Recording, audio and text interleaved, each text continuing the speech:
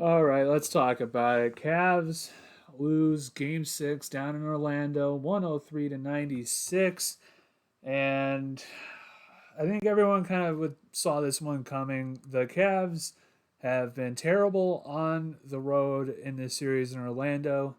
Um, but today they were actually a lot better.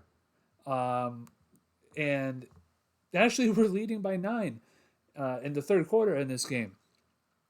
Donovan Mitchell was sensational tonight. He had 50 points, 22 of 36 from the field, 4 rebounds, 4 assists. Uh, Basically did everything you possibly could, everything that you wanted him to do as a Cavs fan and in the playoff games, especially in a crucial playoff game in Game 6 on the road. Um, Outside of Donovan Mitchell, literally nobody else besides Darius Garland in that first half did anything.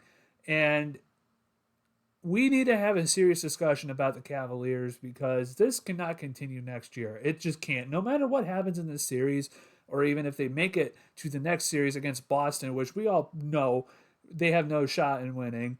No matter what happens in this series or what happens in this postseason, if they get bounced out Sunday afternoon, there has to be major changes. There has to be uh, major franchise altering decisions by Dan Gilbert because this cannot continue. Kobe Altman, what the players that he has brought in, and JB Bickerstaff's coaching just does not work. It just does not work. It hasn't worked, and the results are in the numbers. It's JB is now 0 for 9 in road playoff games. He's 0 and 9. He has not won a single playoff game on the road, which is downright despicable, in my opinion. He has lost all 3 in this series, and I believe we played 3 games on the road in the last series. So, as the Cavs head coach, or no, he's actually played 8 games on the road as the head coach of the Cleveland Cavaliers, and he has lost all 8. The play-in game against Brooklyn, the 3 games on the road against the Knicks, and the 3 games on the road here in Orlando. So that's 7 games. He's 0 and 7. That is not good. That's not good out of your head coach. And there has to be a major change. Kobe Altman, with the players that he has brought in, and we're going to talk about the players today, they're not good enough. They have not been good enough. This guy did not want to trade Dean Wade or Jetty Osman for Josh Hart. You heard me right. He did not want to trade Jetty Osman or Dean Wade for Josh Hart last year, who single-handedly kicked the Cavs' ass and has been one of the main focal points in the Knicks' success this postseason. So that's Kobe Altman's philosophy right there. But let's talk about the rest of the supporting cast besides Donovan Mitchell, because I think Donovan Mitchell has already, the numbers speak for themselves. Darius Garland started off the game really good. This first half, he was terrific. Finished the game, I think, with 21 points. He barely scored in the second half. He was great in the first half, did nothing in the second half. Once again, he disappeared. Costly turnovers again in the fourth quarter. Did not box out on a Cole Anthony putback layup that really, I think, turned the tide of the game and pretty much cemented it in the Orlando Magic's favor, because I think that put them up by 4 or 6. Darius Garland, once again, I mean, I don't know where he went in the fourth quarter in the second half in general. I don't know where he went. He was aggressive again in the first half, and I understand Donovan Mitchell pretty much single-handedly was a black hole in terms of the ball in that fourth quarter. But I mean, he was the only one who was making anything, because outside of Donovan Mitchell, nobody made a shot. Everyone was 0 for 7 from the field, or 0 of 6 from the field. Donovan Mitchell was 7 of 13 in that fourth quarter. Okay, so I mean, there has to be a discussion here. Darius Garland, I mean, I don't know what else you can say, and I don't. Everyone keeps talking about the jaw injury with Kristaps Porzingis. I understand it's a tough injury to come back from, but are we really going to keep harping on an injury back from like January or December? Are we going to still keep harping on that, because it's been months? It's been 5 months or 4 months since he's been back. Okay, or maybe even 3 months. I'll give 3 months. He's been back for more than enough time to not be this bad. I mean, this whole series, he's not been good. This whole series, he's not been good. I mean, he was good last game. He was okay. He was good in the first half today, but in the second half, he was back to being the Darius Garland from games 1 through 4. Um, I mean, it's just ridiculous. Then we need to have a discussion regarding the supporting cast. The supporting cast is it's downright pathetic. It's downright pathetic. This bench may be worse than last year's playoff bench, and that is a lot. That's saying a lot. That is saying a lot. This bench may be worse than last year's bench. Um, Last game they had 15 points in a win. Tonight they had 10. They got worse. They got worse.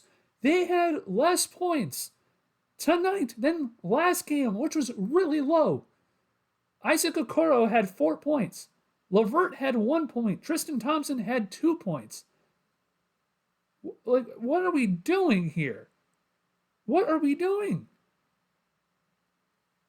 Like, and then George Niang had a 3. He hit 1 3 and proceeded to be the worst player on the court statistically with a plus minus. Last time I checked was -6. That was the worst among any of the other players on the court. We need to have a discussion too. George Niang and Karis LeVert should not touch the court. They should not touch the court. I don't care if you have to put Sam Merrill in or even have to put another player in. George Niang should not touch the court again. Again, as a Cleveland Cavalier, I am not being hyperbolic. I'm that he is that bad. He is that bad. He plays basketball like he's playing at the Y. Like, that's how bad he is. He is out of shape. I don't care if he's the minivan because he's big and reliable. He's too big. He's out of shape. He's not good enough to play NBA basketball. It's not a hyperbolic statement to make. It's true. Karis LeVert has been terrible this entire series as well. He's been terrible. He's been terrible. Like, I don't know what else you can do. I don't know what else you can do with Karis LeVert. I don't. I genuinely don't think that he should be on a Cavalier as a Cav. I don't. Because he has not shown up enough in quality minutes and in huge games. It's not worth it. It's not. And I've actually seen some people blame this loss on Jarrett Allen not playing. If you think that, I'm just sorry, I'm going to come out and say it. You're an idiot. You're an idiot if you think this loss is on Jarrett Allen not playing. You're an idiot. I've seen some people on Twitter make that argument, and you're an idiot if you make that argument. I'm sorry if you come across this video. I'm sorry you get offended, but it's true. You're an idiot if you think this loss is on Jarrett Allen and not on the fact that the bench gave you 10 points and that besides Donovan Mitchell and Darius Garland, the rest of the team scored 25 points combined. Combined, this team scored 25 points outside of Donovan Mitchell and Darius Garland.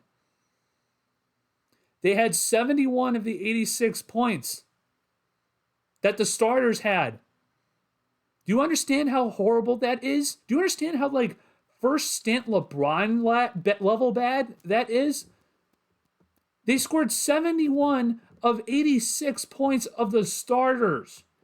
Marcus Morris had 2 points. Evan Mobley, we'll get to him in a second, had 3 points. Like, I think Marcus Morris may have 4. So, excuse me, sorry. But, like, we have to, like, there has to be some recognition that things are not working with this team and that there has to be a huge transformation next year because this team cannot come back the same. You may have to get rid of the core 4. If I'm Donovan Mitchell and I look at what happened tonight, I scored 50. I scored 50. If I'm him, I scored 50 points. What the fuck else did I have to do? What else did I have to do? What else could I have done? If I'm Donovan Mitchell, I have to be asking myself that. What else could I have done to make you guys win? I scored 50 points. What else do you want from me? Like, that would be me if I'm Donovan Mitchell right now. What else could I have done? Once again, I'm going to say it again. There has to be major changes no matter what the outcome is of this series. If we lose on Sunday, I do not care. I don't care. If we win on Sunday, I won't care because I already know I know what the results are going to be next series or even on Sunday if we lose. If we do win, I'm not looking forward to next series against Boston. Are you kidding me? We're going to get swept. We're gonna get swept or win one game and lose 4. This team's not built to win. Are you kidding? Not right now. Donovan Mitchell's hurt. He's playing on one leg. He still dropped 50 points. I think it baffles me. Again, JB Bickerstaff, after seeing what George Niang has done through the first 4 games, not playing him in game 5. And I understand Marcus Morris was struggling. He was horrible today. I'm not gonna sugarcoat it. He was horrible. But to bring him out instead of Sam Merrill, what did you expect from George Niang that was any different from games 1 through 4? Again, it's the coaching, JB's coaching, Kobe Altman's roster construction. I can't say anything more different than what I've been saying for the last 3 years. I can't. And with Kobe since 2018 or 2017, I can't see anything different. I literally can't. I've been saying this for the last 5 years. And everyone is just like, oh, la-di-da-di-da. Kobe Altman, he brought Donovan Mitchell in. Okay, you remember what he did with Kyrie Irving, how he traded him for virtually nothing? Nope, we don't want to remember that. What about bringing in Andre Drummond? Nope, don't want to remember that. I mean, if I'm Donovan Mitchell, what else could I have done today? What else could I have done? Evan Mobley, great defensively, 5 blocks, had a couple really great plays defensively. Offensively, you go 1 for 5 with no Jared Allen either. So this is the whole let's see what happens. Is Evan Mobley going to be better without Jared Allen in the lineup? Is Jared Allen taking too many touches away from Evan Mobley? Today, no. He was great last game. He was great. I gave him a lot of praise. I was shutting down the haters. I was like, well, he's not Derek Favors. Today, he was horrible. Horrible. Once again, guys, I can't say anything I can't say much too different than what I've already said the last 3 years since JB Bickerstaff has been the head coach. I have been criticizing him for his game plan, his strategy since the Atlanta playoff game, since I made this channel. One of the first Cavs videos I've ever made, I think the first Cavs video I made was my reaction to the Cavs losing in the play-in tournament against Atlanta and criticizing JB's defensive schemes and all of that. I have been saying this for the last 3 years. The guy is not that good of a head coach. He's not that good of a strategizer. He's not that good of a playmaker. I don't know what else to say. I can't say much too different than what I've already said. It's just so frustrating for me as a Cavs fan and just Cavs fans in general, because I think I've said this too. I don't know if I've said it on this channel. The Cavaliers have officially entered the Chicago Bulls phase post Michael Jordan. We have a taste of the playoffs for years after having one of the greatest players of all time play on our team, and we can't do anything in the playoffs without them. We just can't. We can't win without LeBron. We can't. Post LeBron, we cannot win without him. It's just fact.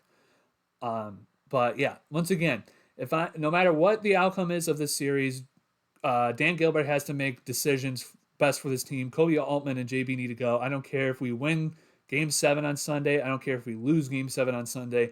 No matter what, after this season's over, they got to go.